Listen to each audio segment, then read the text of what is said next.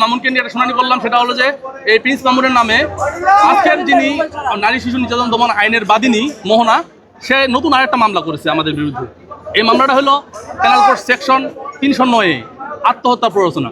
তো আমার সাবমিশনটা অত্যন্ত ক্লিয়ার ছিল। বিষয়টা হলো আমি বিজ্ঞ আদালতকে এও বলেছি যে আত্মহত্যার প্ররোচনা সেকশনগুলো কখন লাইভ হয় তখন যদি আমি কোনো ফাঁস দিতে যাইতাম, ওই ফাঁস অবস্থায় মৃদু পথযাত্রী হওয়া অবস্থায় যদি আমাকে কেউ উদ্ধার করতো তাহলে আমার বিরুদ্ধে লাইভ হতে পারতো।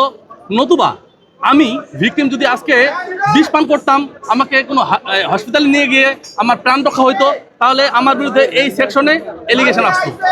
বিজ্ঞ আদালত সন্তুষ্ট হয়ে এই মামলায় নতুন যে মামলাটা, ভাটারা থানা মামলা নাম্বার কত 36/7/26, এই মামলায় বিজ্ঞ আদালত আমাকে বলেছেন যে যেহেতু একজনের আসামি এজাহার নামীয়, সেহেতু এই মামলায় প্রিন্স মামুনকে নতুন করে আবার স্বনির্দেশ দেখানো হয়েছে।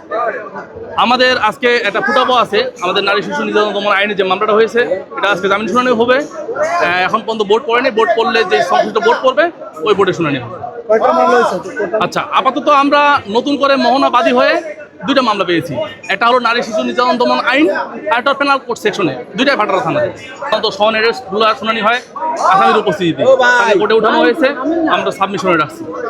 স্বনির্দেশের পিটিশন মঞ্জুর করেছে, কেউ ক্লিয়ার করেছে। বিগত বলেছিলেন যে মায়ের ধরের যে বিষয়টা, অনেক সময় অনেকজনে আপনারা নিজেও দেখেছেন যে ফেসবুকে লাইভে এসে যে মারামারির বিষয়টা, আমি বিগতকে বিষয়টা ক্লিয়ার করছি যে আমরা সাধারণত দেখি কি যৌতুক নির্যাতন আইনে যে মামলাগুলো হয় বা নারী ও শিশু নির্যাতন দমন আইনে যে মামলাগুলো হয়, যৌতুকের জন্য আমরা গায়ে হাত তুলে, আসামি যৌতুকের জন্য বাদিনীকে গায়ে হাত তুলে। কিন্তু আপনারা সবাই জানেন, বিষয়টা অবগত আছেন, শুধু গায়ে হাত তুলছে বিষয়টা এরকম না, আমার গায়েও হাত তুলেছে, আমি মাইট দিয়েছি বিষয়টা এরকম না, মারামারি হয়েছে। আমি বিগত লোককে সেটা স্পষ্ট ক্লিয়ার করেছি।